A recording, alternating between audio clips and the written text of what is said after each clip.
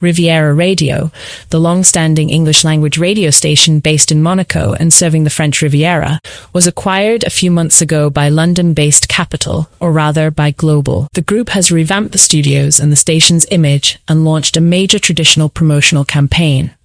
However, they also added a completely false historical claim to the station's website, that the station was an initiative of Grace Kelly.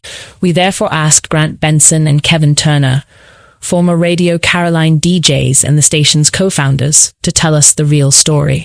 It is a tale that will undoubtedly appeal to those nostalgic for the heroic era of pirate radio.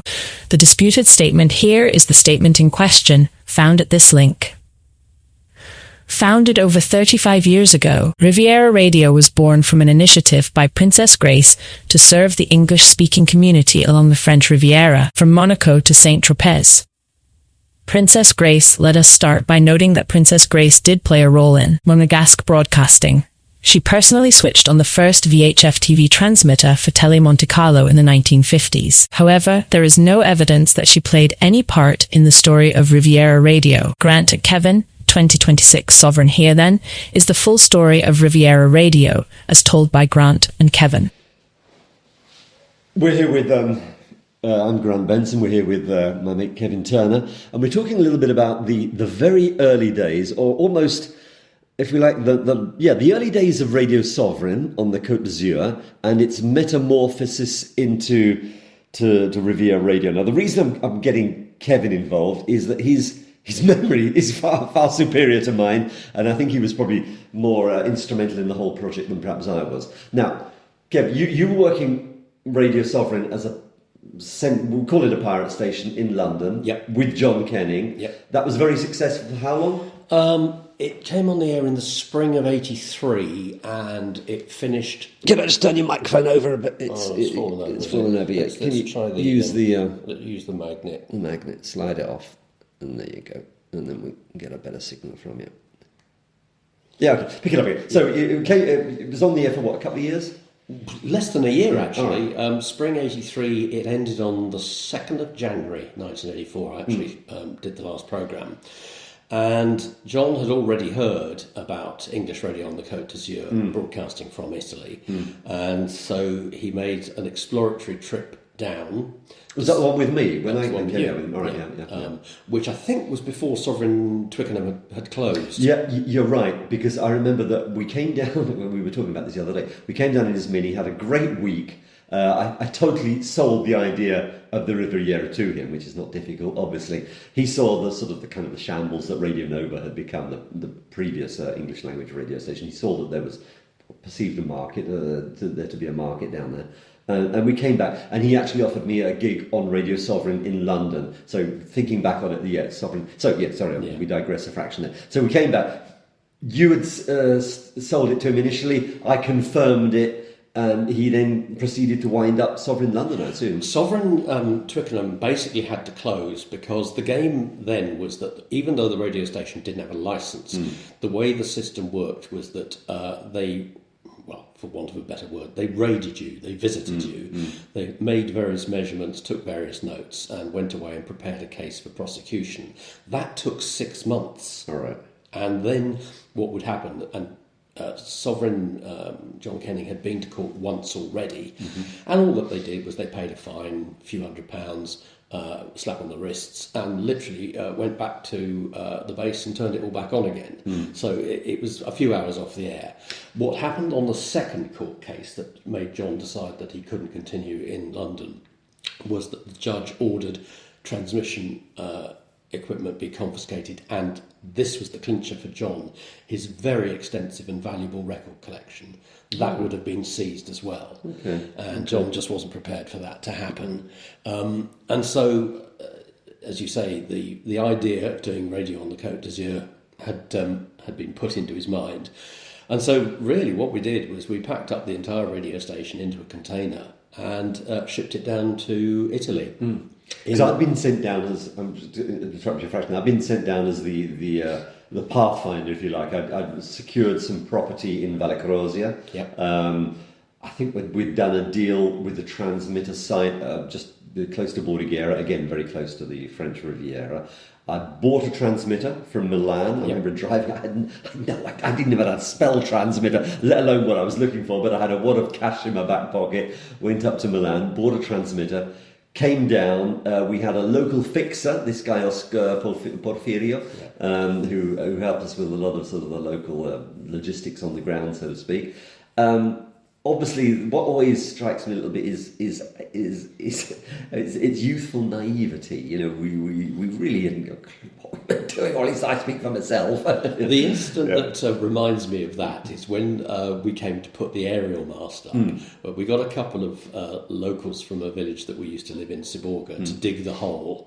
And it was meant to be a metre wide, a metre the other way, and a metre deep. And what we eventually got was, he was very enthusiastic at the start, so it was wider at the top than it should have been. As a reverse pyramid. Sort of, yes, exactly, reverse pyramid. And so when we came to fill it with concrete, we didn't have enough concrete. We'd got enough concrete if it had been the right dimensions, but because it was this peculiar shape, it was actually a bigger hole than it should have been. And I do remember chucking in boulders, old tree trunks, anything at all, just to sort of flesh it all out.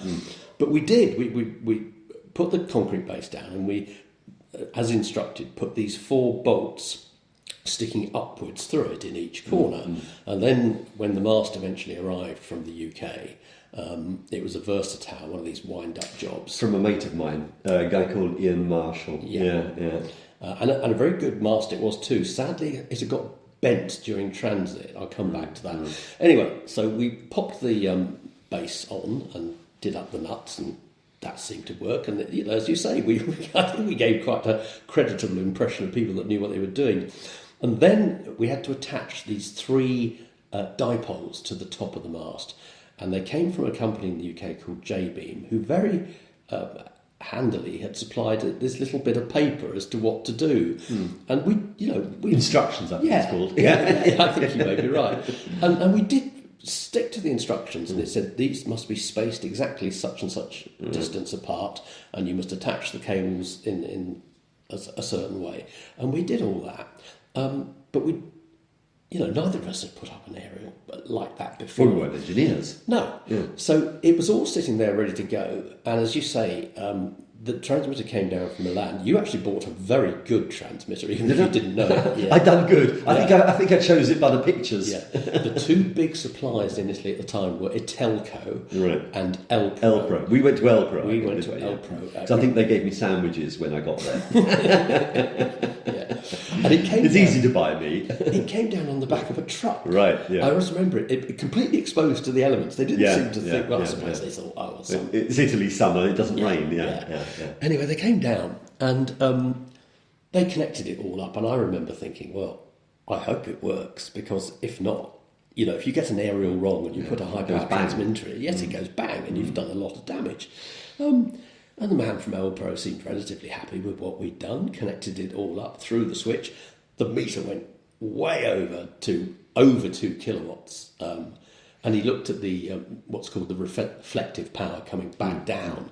And he said, oh, yes, this is a very good aerial. Yes, I'm quite happy with this.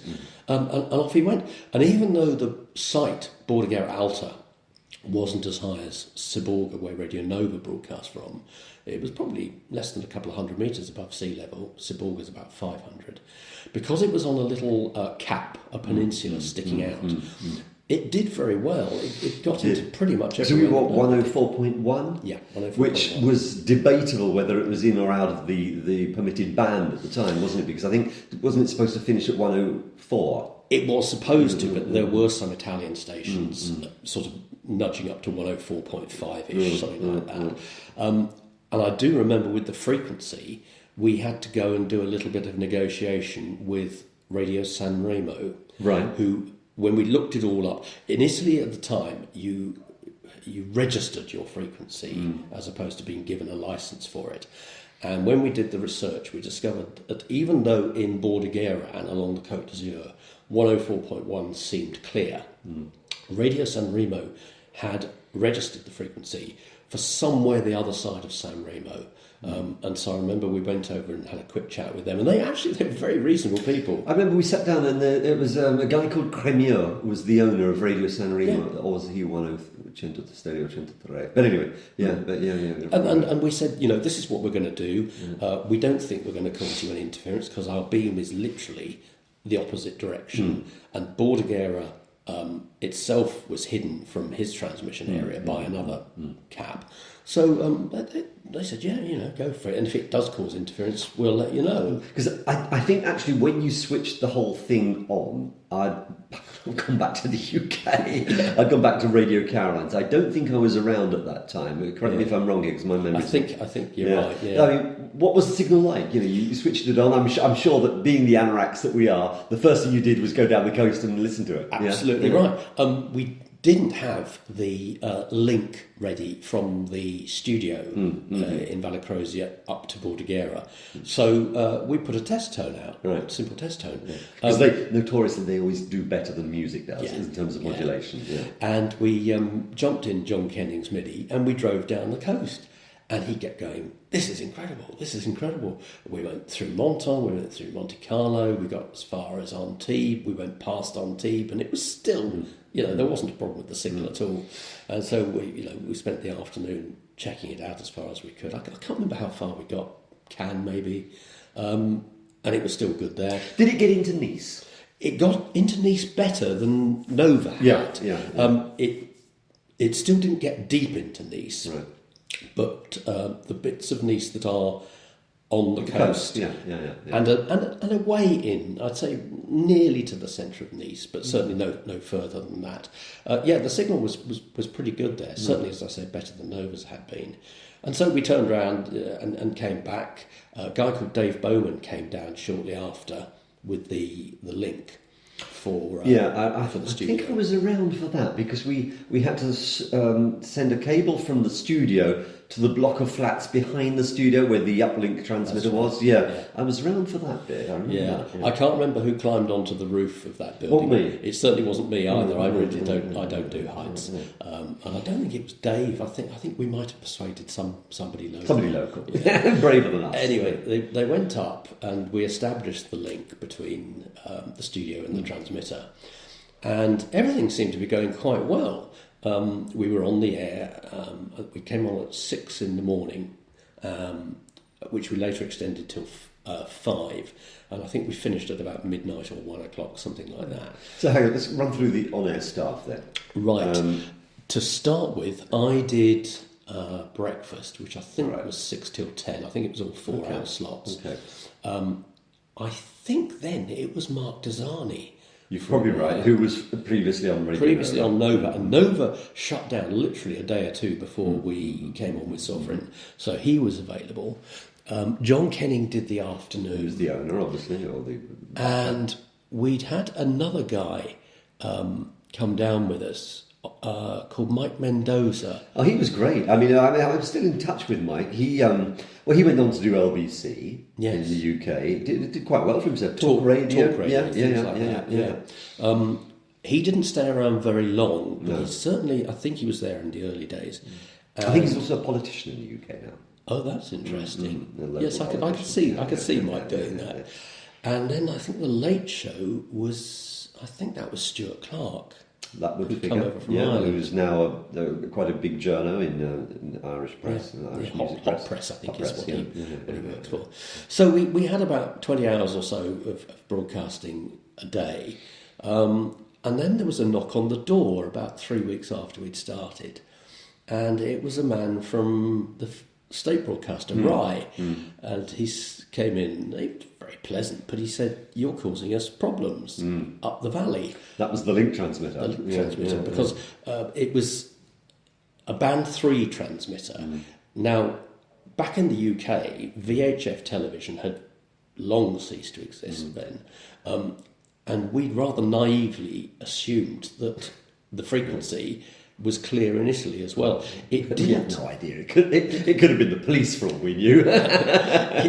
didn't wipe out Rye 3, it wiped the colour off of Rye 3 because we were right on the edge of the frequency. And he came in and basically said, you're going to have to shift. You're going to have to shift, and you're going to have to stop this now. And that was obviously a huge blow. So the station went off the air for a while? Station went off the air, not for much more than a day or so, because lots of frantic phone calls. We found a small FM transmitter in San Remo. I think it may have even been Radio San Remo who helped us with it. And we established a new link from the studio up to Bordighera on 107 point something or other. And that just about did the job. It wasn't perfect, but it kept us on the air for a few weeks until Dave Bowman came back down with a new crystal for the link transmitter. And we moved from band 3, which in the UK was ITV, VHF. We moved to band 1, which was BBC, and actually was still used in this part of Italy for some of Rye 1 broadcasting. It's very, very mountainous part of Italy, I know, and it gets Rye around the corners. Until the advent of digital terrestrial broadcasting, Rye 1 was on VHF because it was considered to be sort of the backbone of communications, and everything else failed. You had strong VHF television signal throughout the country. But we had done our research this time, and we made sure we weren't on top of Rye. So the station's up and running. Obviously, as I said, we didn't. We were all a little bit naive about what we were doing. John and all of us were involved to a degree in selling, but obviously it was always a struggle. So, how long did the station go on for until John decided, no, I've got to get out? We came on, I think it was just after Easter '84. And we ran through the summer. The summer was relatively okay because obviously the Côte d'Azur is full of tourists and fairly busy. And John was a good salesman, and he went up and down and sold adverts to restaurants and bars and a few shops here and there. I must admit, I think, we'd given him a list of old Radio Nova clients, and he managed to reel a few of those in. But we got into the winter, and things began to get really quite tight financially. In all fairness to John, the wages were always paid, but I know that he and Gilly, his partner, had to move out of their flat in San Remo because they couldn't afford it. And they found some temporary accommodation. I think it was a holiday chalet or something or other near to Ventimiglia. That's one thing. I mean, I heard some quite horrific stories, about having they were having dinner out of a tin of sardines or what have you. Or apparently jumping over the fence to the farm next door and helping themselves to eggs and spinach and things like that. Yeah, I think things did get a bit rough for him. And then we hit lucky. He managed to find an old Radio Nova salesman who we used to know as Cross-Eyed Tony. He was also my mechanic for a while. Right. Well, Tony was a very good salesman. I never quite understood how successful he was, but he was. And he managed to bring in some more clients and a bit more money and things. We got through Christmas and into the new year. But then springtime didn't really see an upturn in the tourism and in the business I think John had hoped for. But as luck would have it, an Australian businessman had checked into a hotel in Monte Carlo, and he'd discovered Radio Sovereign, and he'd been listening to it. Now, this is the interesting phase. This guy's name was? I think he was Steve Cosser. Okay. I'm pretty sure. Again, I'm going from my very sort of fractured memory here. He was involved with a swimwear company in Australia? Yes, the company, I believe, was called Lintel or something approaching that. But they also had media interests as well. All right, okay. And so he was partly wearing that hat. He'd listened to Sovereign, he quite liked the output, and I think the output by that stage was pretty good. It had settled down. And he made contact with John and said he'd like to meet him. John went over to the hotel in Monte Carlo, and basically the guy said, I've been in touch with my business partners back in Australia, and we'd like to buy your radio station. And the figure they were talking about was quite substantial. Go on, out with the money, out with the numbers. It was pretty much £1 million. £1 million. That's a hell of £1 million. We're talking 40 years ago, £1 million is an awful lot of money in those days. Yeah, and I think... It still is today, but I mean, yeah. I think to John it was absolute manna from heaven. You know, I would imagine that, you know, from having to nick produce from the local farm to having somebody offering you £1 million in cash in a suitcase in a Monegasque hotel, that's quite a leap. Yeah. We didn't actually give him the money straight away. No. He said, if we can agree terms, I'll go back to Australia, I'll finalise the deal with you, and then I'll come back. And I'd say within about 6 weeks or so, he was back with a suitcase full of money, or certainly that was what John was handed in a hotel room in Monte Carlo. They didn't buy him out completely at that stage. I think John kept 25%. Was that to keep him involved, or...? I'm not sure. I think John didn't want to relinquish it completely, Fair enough, yeah. but he'd realised that the deal was too good to turn down. And so I think pretty much he got £750,000, and he and Gilly went back to the UK. I also thought I'd been down on the Côte d'Azur by that stage on and off for 3 years. I thought, no, come on, you need to go back to the UK and see if you can get into UK radio properly there. So I went back, although a couple of months later, the Australians had brought in a very experienced chap called Aidan Day. Who was involved with Capital Radio in London. Yes. Yeah. With his partner, Roger Manning, is that? Yes, that's right. Yeah. Yes.